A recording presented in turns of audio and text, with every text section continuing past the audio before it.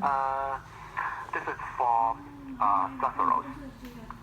Standard for the for California rose. Here we can see the California rose only contains 4 hazardous substances. For gadolinium, the limit is 100 ppm and 1000 ppm for all other 3 substances. It covers electronic device is a video display device with a screen greater than 4 inches measured diagonally, measured in diagonally. Yeah. And the current list of covered electronic devices includes cathode ray tube containing devices, and cathode ray tubes, computer monitors containing CRTs, laptop computers with liquid crystal display, LCD containing desktop monitors, televisions containing CRTs, televisions containing LCD screens, and plasma televisions, and also for the portable DVD players with LED screens. So now our for the rose part is finished. So now let's move on to our IDA surveys. Many countries are starting to implement restricted substances regulations on products sold in their market so as to minimize the use of hazardous substances in products and its manufacturing process. Under this mandate, you may meet the challenges such as unclear and hard to access requirements for new markets, lack of a systematic mechanism to access chemical compliance.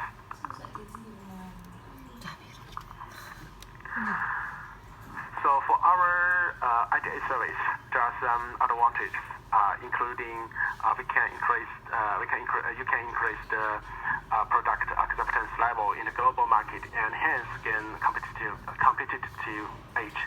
And our one-stop professional solution to chemical compliance, including testing service and assessment on regulatory requirements for global market.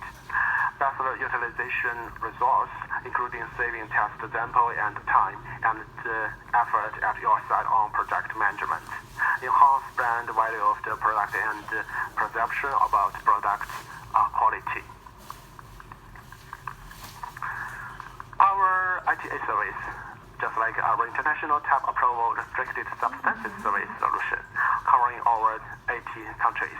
With our integrated ITA restricted substance service, SGS could provide a one-stop, all-inclusive solution to demonstrate compliance against the restricted substance regulations of global markets. Okay, that's my webinar section. Now I will pass the Q&A part to my colleague Mary. So Mary. Yeah, thank you for your presentation. Now we will go over the question that attendees have submitted during the session.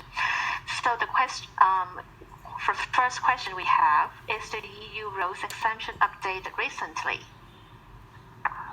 Yeah, actually in March 2020 this year, the European Commission published directives amending exceptions in Annex 3 and Annex 4 of ROSE Directive and adding exception 44 in Annex 4. I think you can find, maybe for our audience, if you are interested in it, you can find some relevant information in our publicity materials such as our scoop and MP, GP, and so on. Yeah, thank you. Thank you, author.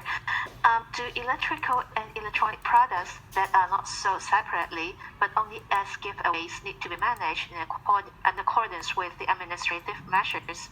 Do the products in the catalog need to meet the limit requirements? For this part, actually, electrical and electronic products as giveaways should be managed in accordance with the administrative measures. The product is included in catalog, therefore should meet the limit requirements and be managed in accordance with the conformity assessment system. But for control of products by the administrative measures won't change as a result of the chance of the way in which they fall into the market, such as giveaways free of charge and so on. Thank you, Mary. Thank you. Do the components used for the on-site installation of the air conditioner need to be complied with the administrative measures? For air conditioning on-site installation components are mainly non-electrical and electronic products, such as brackets, copper pipes, screws, and so on. Therefore, air conditioning on-site installation components are not within the scope of the administrative measures. However, if the above components are sold jointly with air conditioners, that means sold together with the air conditioners to consumers as a consumer unit, they should be subject to the administrative measures and be measured in accordance with the catalog together with the air conditioners as air conditioning components. Thank you. Okay. Regarding test method, what is the difference between EU rules and China rules? Can you explain it further? For Chinese test method, currently referred to GBT 26125/2011, as I mentioned earlier during my webinar.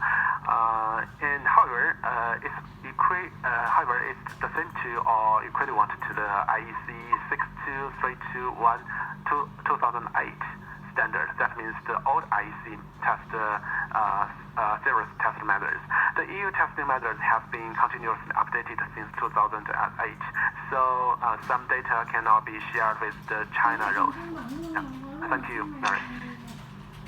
Thanks. Let's move to the next question. It will be asked question. For EU rules, what documents are required for DOC registration services?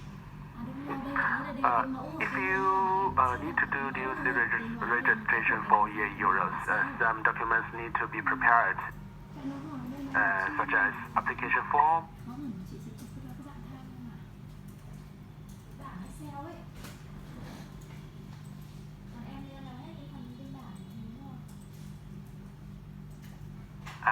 Thank you very much, Mary.